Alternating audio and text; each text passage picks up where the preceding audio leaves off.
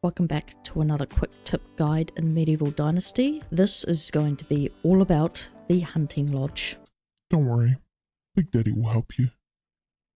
Hunting lodge is one of the first few buildings that you will have access to, and it can be found in the building menu under survival. And for the first hunting lodge, level 1, it requires 66 sticks, 20 logs, 8 stone and 32 straw. The hunting lodge is used to gather meat, produce dried meat, get leather, fur and feathers. However, I don't get my hunting lodge to get feathers as I get plenty from chopping down trees. However, if you are not chopping down your own trees, then I would suggest using this to get your feathers. One thing to understand about the hunting lodge is the placement does not matter. You can have this hunting lodge in the middle of your town, you can have it on the outskirts, in the forest, wherever it is, it does not matter because they are not performing the actual task. You will not see them out and about actually hunting, and if you do, it's a very seldom occurrence. All you have to do is look at the management and see that this progress bar is still moving, and that means you are still gathering. It means that they are still working on these items. So it doesn't matter what you see them doing, just ignore it. It's just the way that the devs have made this. They are still producing 50% meat, 35 dried meat, and whatever you have assigned. This is the inside. It's very bare bones. Even though he's technically working, you can see he's not actually doing anything. You don't see them do anything. In the hunting lodge, you will find a workbench. This is where you'll craft your bows and arrows. So if you want to do hunting yourself, I would suggest... My legs hurt. Okay, your legs hurt. You haven't even done anything. If you've already got a bow, which you can buy easy enough at the market, producing arrows are very easy to do. All it requires is sticks, stone and feathers. You can see I have a large amount of feathers, and one lot of these produces 10 stone arrows. So if you want to do your own hunting, this is where you'll come to and produce your own arrows. However, if you have advanced on further to have a smithery and a workbench, then you may not need to worry about what you can produce in here. This is obviously the hunting lodge chest inside. Because we have a resource storage, anything produced in the hunting lodge will automatically go in our resource storage. At the moment, I'm not quite close enough to the resource storage to have the remote storage activated. We'll just get in a little bit closer. Here we go. We can see the icon has popped up. So if we go in our building here, we can actually see that we have a lot more resources available. So the little bag icon is indicating what we have in our inventory, and the chest is indicating what we have in our storage. But this remote access is not relevant to the workers in your hunting lodge. To automate the hunting lodge, you need to come to the sign, or you can access it through your management manually. Coming here will take me straight to the hunting lodge page. We're in the hunting lodge number 1. You can see what's required and who is assigned to this building.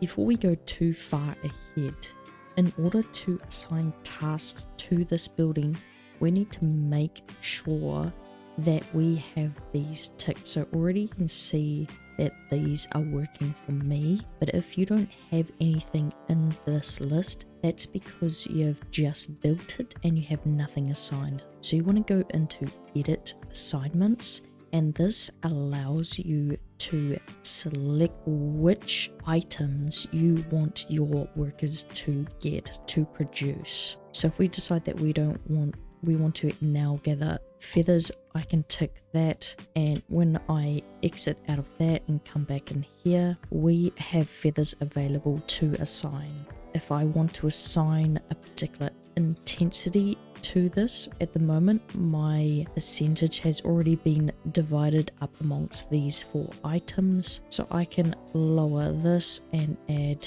a little down there. So make sure you edit your assignments before you throw someone on here. as you could chuck someone in this building, and if they don't have anything assigned, no intensity assigned either, they will not be producing anything. This is one of the tabs that the developers had put in. This tab, however, only works in conjunction with this building itself. So for example, we have a production of 5.25 meat, but we have a demand of 3.36. The reason we have that going on is because we actually have 30% assigned to dried meat. So that demand is our demand for him providing dried meat. The amount going in is the same going out for the meat. At the moment, I have Odmere in this building.